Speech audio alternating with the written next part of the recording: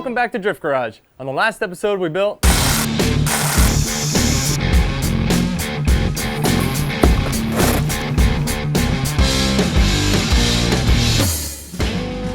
on this episode we're going to start looking for Tuerck again? What's the deal?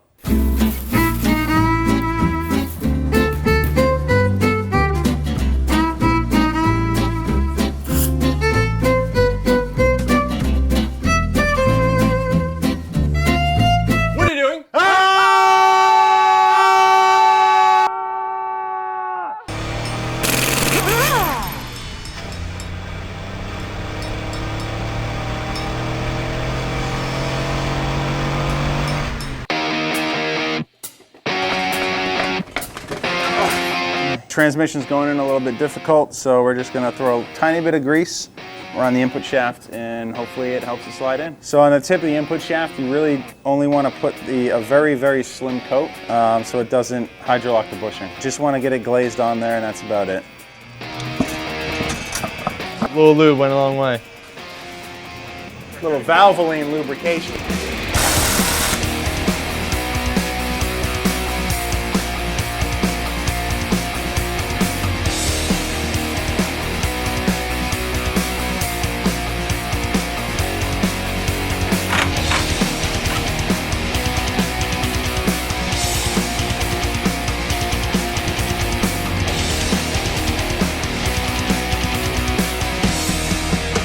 Trying to decipher some of this wiring. We were told that the kill switch doesn't work, and I can see why.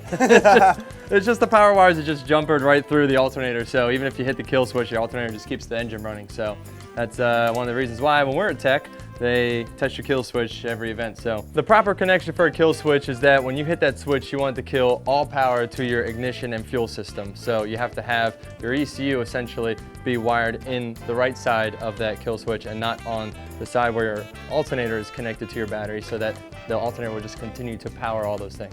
You want the kill switch to be mounted as close to the battery as possible so that there's only one short wire going from your battery positive to the kill switch and everything else feeds off the other end of that kill switch. So that when you turn your kill switch off, you still only have 6 to 12 inches of hot wire, and your ECU powers, your fuel pumps, anything else is all on the back side of that, so that all that power gets killed.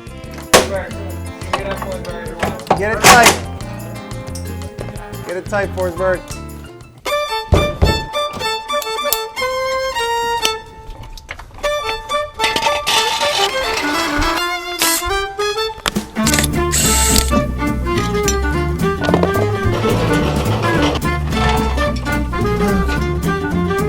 Yeah, I mean, look how gross that is. Yeah.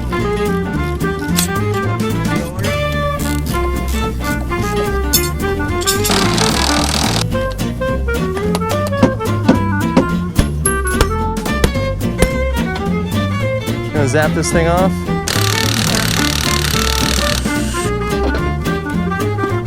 Out with the old.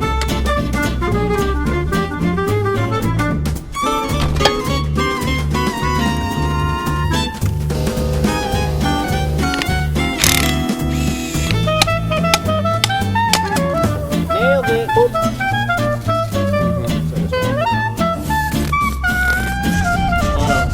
Make some room here.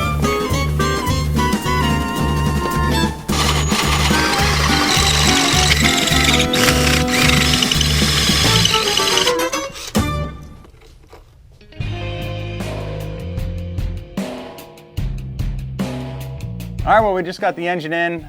Pretty straightforward, not too many hiccups. Surprisingly easy. We had some goon walking around, really screwing around with our tools and stuff, so it made it a little bit difficult. Yeah, I was rolling around on the ground, getting the drive shaft, exhaust, and all those other bits in, and making sure the transmission was lined up right to the mounts. Yeah, it just swooped right in, no worries. No major changes in the top end, nothing we really had to do to the engine harness, so everything was pretty much just bolt, screw, and click back together.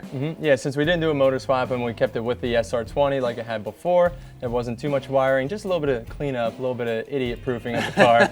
But yeah, so moving on from that, we now are getting to the cooling system so we can get all the fluids in the car and get this thing fired up. And we're going with Mishimoto cooling system. They have a wide range of applications which works great, and the biggest thing for the S chassis, since it's a very common drift car, is that they make an X-line radiator, which is actually thicker than your regular drop-in, so you can get those temps down way cooler. You can also back it up with a nice set of electric fans. Mishimoto sells a wide range of electric fans. We decided to go with the heat shroud that mates up to this radiator that they sell for the SR20.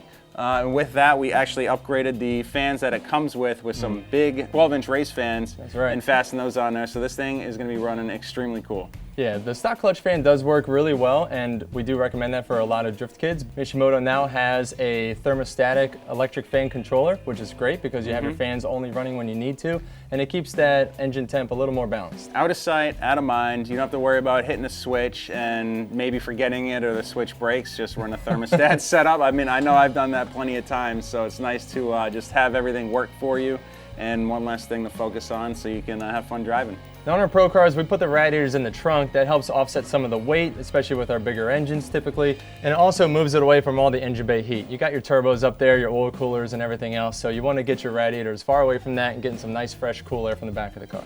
Yeah, it's really difficult to have an inline 6-cylinder motor or a bigger engine with the radiator in the front, and then you got an oil cooler in between there potentially, and then the oil cooler as well. Yeah, exactly. So it's just a lot of heating components that are trying to stay cool, and with the engine heat, it doesn't really work out so well. So that's another factor of putting the radiator in the rear and just getting rid of one major heating, cooling scenario. Yeah, but when you're not making that much horsepower, your engine bay heat isn't as high as it might be on a race motor, so doing a factory mount setup usually works just fine.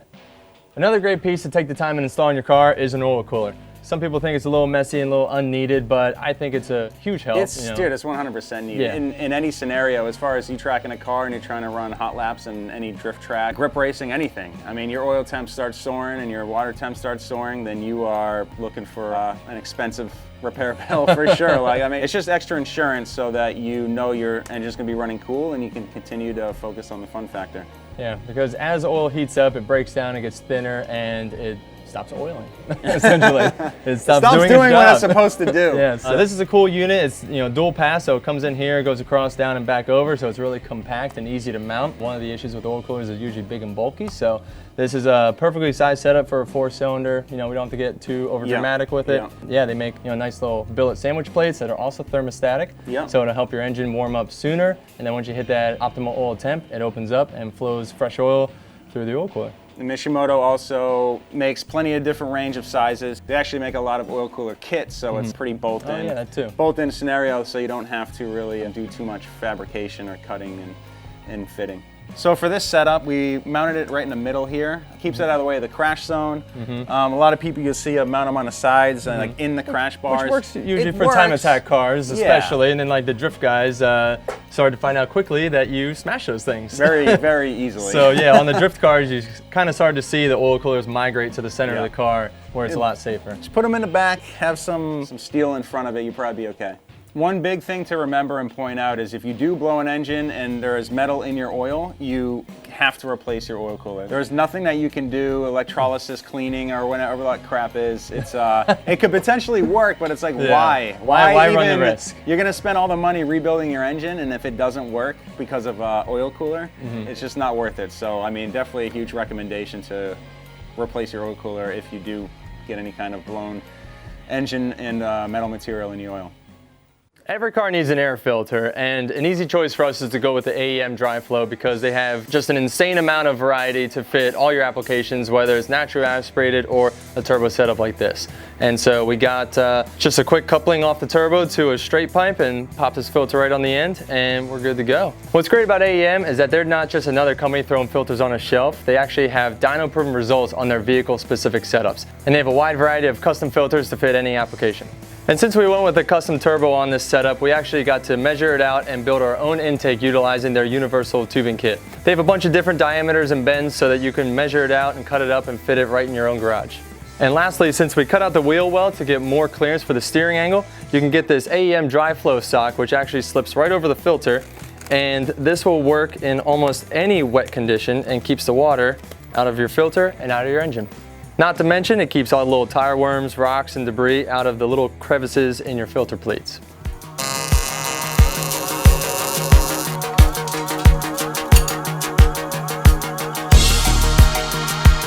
What we're going to be doing here is showing you how to make an AN line.